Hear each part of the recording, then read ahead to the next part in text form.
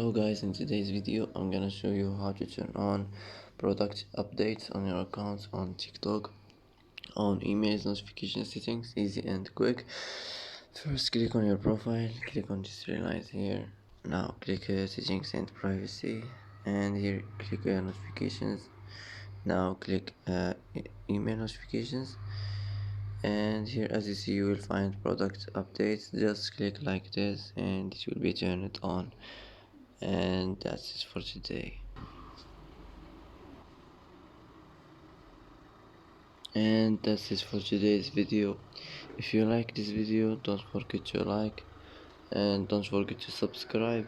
And I hope this video is helpful for you. And thanks for watching till the end, and see you in the next video.